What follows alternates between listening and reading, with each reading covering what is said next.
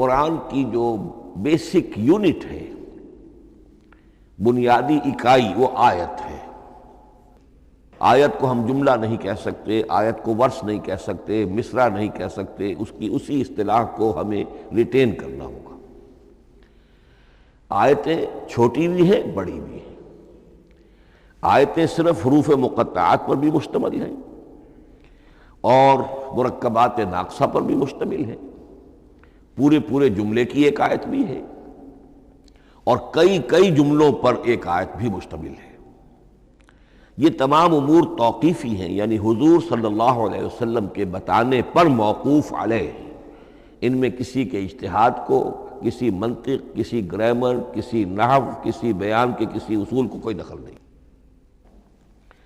جہاں تک آیتوں کی تعداد کا تعلق ہے وہ مختلف فی ہے، وہ اتفاقی نہیں ہے،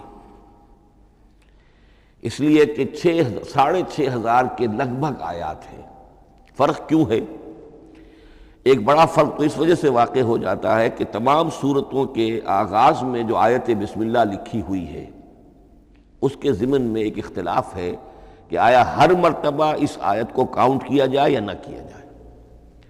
صرف ایک سورت ہے سورہ توبہ جس کے شروع میں آیت بسم اللہ نہیں ہے، باقی 113 سورتوں کے آغاز میں بسم اللہ لکھی ہوئی ہے۔ تو بعض حضرات اس کو سمجھتے ہیں کہ یہ کاؤنٹ نہیں کی جائے گی، بلکہ یہ تو در حقیقت صرف سورتوں کے درمیان فصل اور فرق قائم کرنے کے لیے یہ آیت بسم اللہ لکھ دی گئی ہے۔ تو آپ سمجھیے کہ جو اس پہ اختلاف ہوگا تو 113 کی عدد کا فرق تو اسی سے واقع ہو جائے گا۔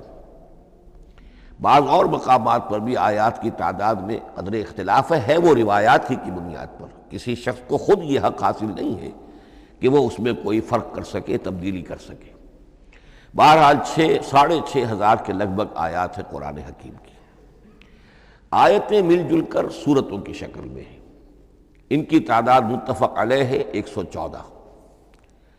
سورت سور سے بنا ہے، سور کے معنی فصیل ہے، گویا کہ ہر سورت جو ہے وہ اللہ تعالیٰ کے علم، معرفت، حکمت کا ایک شہر ہے۔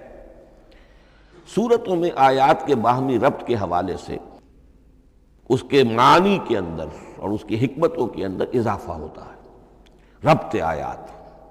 اور جس طریقے سے کہ مختلف موتیوں کو پرو دیا جائے ایک دھاگے میں، اس سے ہار وجود میں آئے، جو ترتیب ہوگی موتیوں کی اس سے ان موتیوں کا حسن دوبالا ہو جائے گا۔ ایسے ہی معاملہ آیات قرآنیہ کا ہے کہ جو ایک سورت کے اندر ہیں، اور ہر سورت کا ایک مرکزی مضمون یا عمود ہوتا ہے، اور تمام آیتیں اس سے منطلق اور اس سے منسلک ہوتی ہیں۔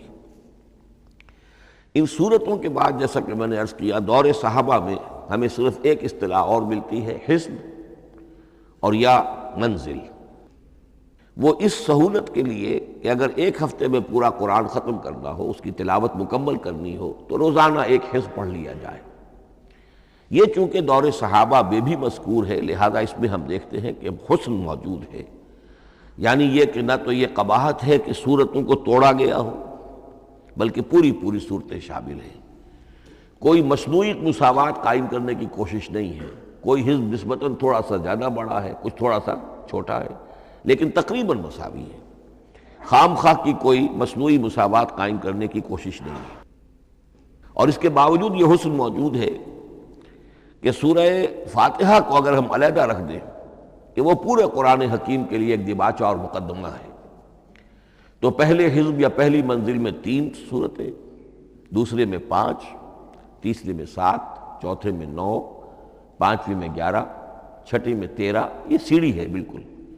اور جو آخری حزب مفصل کہلاتا ہے، اس میں چونکہ آخری پارے میں آپ کو معلوم ہے چھوٹی چھوٹی سورتیں ہیں، تو تعداد 65 ہے، وہ بھی جو آخری تعداد ہے 13 اس کا ملٹیپل ہے۔ بہرحال یہ حزب، یہ بھی دور صحابہ میں اس کا تذکرہ ہمیں ملتا ہے۔ البتہ جو مزید تقسیم کی چیزیں ہمارے ہاں معروف ہیں وہ بات کی چیزیں ہیں۔ رکوعوں میں طویل صورتوں کو تقسیم کیا گیا تاکہ ایک رکعت میں اگر طویل صورت میں سے کوئی آیات پڑھنی ہے تو اس طرح پڑھی جائیں کہ مضمون ٹوٹے نہ۔ یہ حجاج ابن یوسف کے زمانے میں یہ کام ہوا ہے اور بڑے غور و فکر سے ہوا، اور واقعتاً محسوس ہوتا ہے کہ معنوی جو ربط اور تعلق ہے اس کو ملحوظ رکھا گیا ہے۔ لیکن جو دوسری تقسیم ہمارے ہاں معروف ہو گئی ہے وہ پاروں کی ہے، اول تو یہ معلوم نہیں کہ یہ تقسیم کب ہوئی، مجہول الزمان ہے یہ۔